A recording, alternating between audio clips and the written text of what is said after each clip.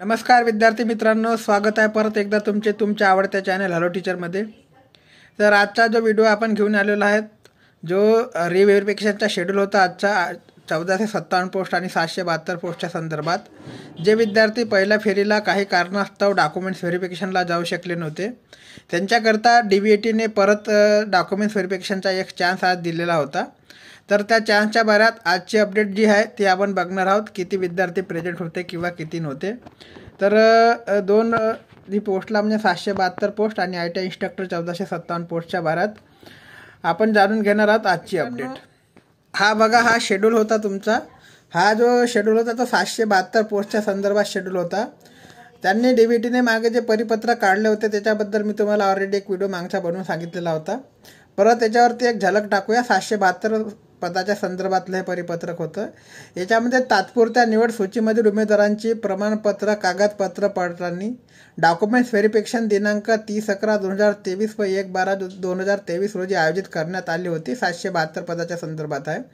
सदर दिवशी प्रमाणपत्र कागदपत्र पडताळणी करता अनुपस्थित म्हणजे ॲबसेंट असलेल्या उमेदवारांना प्रमाणपत्र कागदपत्र पडताळणीची एक वेळची अंतिम संधी देण्यात येत आहे। म्हणजे ही जी संधी परत त्यांना देण्यात येत आहे हे DVATने पहिल्यांदा आपल्या याच्यामध्ये दिलेली आहे। म्हणजे तुम्ही याचा अंदाज बांधू शकता की डॉक्युमेंट्स व्हेरिफिकेशनला जी विद्यार्थ्यांची संख्या होती ती किती कमी होती। ठीक आहे। तरी सदर अनुपस्थित उमेदवारांनी दिनांक 1/1/2024 रोजी सकाळी 11 वाजता व्यवसाय शिक्षण व प्रशिक्षण प्रादेशिक कार्यालय मुंबई द्वारा औद्योगिक प्रशिक्षण संस्था मुलुंड नवीन इमारत 3रा मजला बाळासाहेब ठाकूरवाडी मिठागर रोड मुलुंड पूर्व मुंबई 81 येथे सोबत प्रपत्र नमूद प्रमाणपत्र कागदपत्राच्या मूळ प्रती साक्षात की झेरॉक्स प्रतीचे 3 संच व लेटेस्ट पासपोर्ट साईज फोटो 3 प्रती घेऊन उपस्थित राहायचे होते। ठीक आहे। तर अशा प्रकारचे परिपत्रक होतं 772 पोस्टच्या संदर्भात।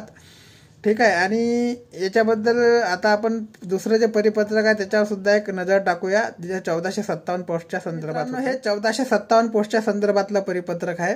तात्पुरत्या निवड सूचीमधील उमेदवारांनी प्रमाणपत्र पडताळणी म्हणजे डॉक्युमेंट्स व्हेरिफिकेशन करता 18/12/2023 ते 22/12/2023 या कालावधीत आयोजित करण्यात आलेली होती डॉक्युमेंट्स व्हेरिफिकेशनची प्रोसेस। सदर दिवशी प्रमाणपत्र पडताळणी करता अनुपस्थित ॲबसेंट असलेल्या उमेदवारांना म्हणजे कागदपत्र पडताळणीची अंतिम संधी पुन्हा एक देण्यात येत आहे। ठीक आहे। तरी सदर अनुपस्थित उमेदवारांनी दिनांक 1/1/2024 रोजी दुपारी 1 वाजता ठीक आहे ITI इन्स्ट्रक्टरला दुपारी 1 वाजता बोलावलं होतं आणि 772 पोस्टवाल्यांना 11 वाजता बोलवण्यात आलेलं होतं। पत्ता सेम आहे, व्यवसाय शिक्षण व प्रशिक्षण प्रादेशिक कार्यालय मुंबई द्वारा औद्योगिक प्रशिक्षण संस्था मुलुंड नवीन इमारत 3रा मजला बाळासाहेब ठाकूरवाडी मिठागर रोड मुलुंड पूर्व मुंबई 81 येथे उपस्थित राहायचं होतं आणि 3 संच जे आहे झेरॉक्स प्रतीचे आणि मूळ कागदपत्रासहित आणि 3 पासपोर्ट साईज फोटो हे घेऊन तुम्हाला तिथे उपस्थित राहायचं होतं। आता ह्या दोन्ही पदाच्या संदर्भात आपण बघणार आहोत की ज्या दोन्ही पदाचे जे आहे त्याच्यामध्ये किती उमेदवार जवळपास उपस्थित होते। ठीक आहे। आणि जे कोर्ट केस चालू आहे लेडीज रिझर्वेशनच्या बाऱ्यात LDSच्या बाऱ्यात, त्या कोर्ट केसची काही अपडेट आहे का हे सुद्धा आपण बघणार आहोत।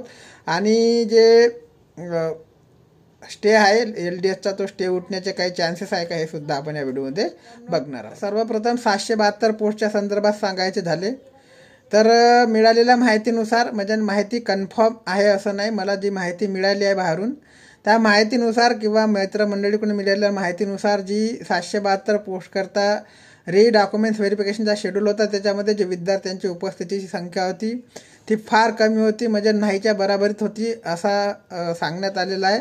बाकी जे उपस्थित विद्यार्थी होते त्याच्यामध्ये ज्या विद्यार्थ्यांच्या डॉक्युमेंट्स अपडेट करायचे होते किंवा ज्या विद्यार्थ्यांचे ॲप्युटेट करायचे होते असेच विद्यार्थी तिथे काही प्रमाणात उपस्थित होते।